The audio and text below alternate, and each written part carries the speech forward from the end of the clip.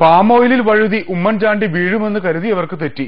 മറ്റു പലരെയും വീഴ്ത്തി കുഞ്ഞുഞ്ഞ് അതിവേഗം 100 ദിന ആഘോഷത്തിൽ മുഴുകി. പ്രതിപക്ഷം എങ്ങനെ സഹിക്കും?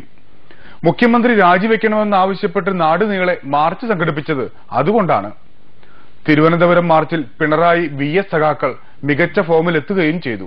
ജനാധിപത്യത്തിന്റെ കണിക അവശേഷിച്ചിട്ടുണ്ടെങ്കിൽ ഉമ്മൻചാണ്ടി ചെയ്യേണ്ടത് രാജിവെച്ചു പോകലാണ്. പക്ഷേ കടിച്ചു തൂങ്ങി നിൽക്കുകയാണ്. പടപേടിച്ച് പന്തളത്തെത്തുമ്പോൾ പന്തം കുത്തിപ്പട എന്ന പറയുന്നത് പോലെ അദ്ദേഹം ഇപ്പോൾ ഡൽഹിയിലേക്ക് ചെല്ലുമ്പോൾ അവിടെ പന്തം കുത്തിപ്പടയാണ് നടന്നുകൊണ്ടിരിക്കുന്നത്. വീണ്ടും കടിച്ചു തൂങ്ങാനാണ് ശ്രമമെങ്കിൽ നാണം കെട്ട് പുറത്തിറങ്ങേണ്ട അവസ്ഥ ഈ കേരളത്തിൽ ഉമ്മൻചാണ്ടിക്ക് ഉണ്ടാകും എന്ന് ഉമ്മൻചാണ്ടിയും UDF-ഉം ഓർക്കുന്നത് നല്ലതാണ്. 2 വർഷം മുൻപ്, കൃത്യമായി പറഞ്ഞാൽ 2009 ജനുവരി 23-ന് CBI ഒരു കുറ്റപത്രം സമർപ്പിച്ചു. ലാവ്ലിൻ കേസിലെ കുറ്റപത്രം.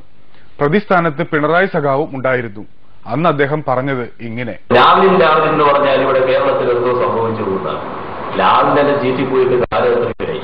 അതിന് മെനക്കെട്ട് ഒരു കാര്യമില്ല, അത് മനസ്സിലാക്കണം. അതിന് പിണറായി വിജയനെയോ CPI-നെയോ അന്നത്തെ LDF ഗവൺമെന്റിനെയോ ആകെയും കുടുങ്ങിക്കളയാൻ ആരും കരുതണ്ട. അതിന്റെ വേലയുണ്ടോ ഞങ്ങളെയൊന്നും കൂട്ടിക്കെട്ടിക്കളയാം എന്നാണ് ധരിക്കുന്നതെങ്കിൽ അതിലൊന്നും സംഭവിക്കാനില്ല എന്ന് ഇതുമായി പുറപ്പെടുന്നവർ നല്ലതുപോലെ മനസ്സിലായിക്കോളും. ജനാധിപത്യത്തിന്റെ കണികയെക്കുറിച്ച് അന്ന് ഓർത്തതേയില്ല. പാർട്ടി സെക്രട്ടറി സ്ഥാനമായാലും ഔദ്യോഗിക സ്ഥാനമാണ്. ഒഴിഞ്ഞു നിൽക്കാൻ അന്ന് തയ്യാറായിരുന്നെങ്കിൽ ഇന്ന് പറയുന്നതിന് അർത്ഥമുണ്ടായേനെ. തലപ്പത്തുള്ളവർ അഴിമതി കേസിൽപ്പെട്ടാൽ ഒഴിഞ്ഞു നിൽക്കണമെന്ന് തന്നെയാണ് ചന്ദ്രപ്പൻ സഖാവിന്റെ മിതമായ നിലപാട്.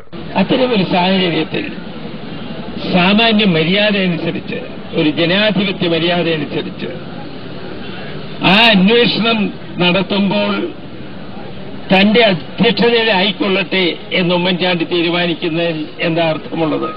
ജനാധിപത്യത്തിന്റെ കണികയെങ്കിലും ബാക്കി വയ്ക്കുന്നവർ അത് തെളിയിക്കട്ടെ. അല്ലെങ്കിൽ നാണം കെട്ട് പുറത്തിറങ്ങേണ്ടി വരും. പന്തം കുത്തി പടയ്ക്ക് ഇരുപക്ഷത്തും കുറവില്ല.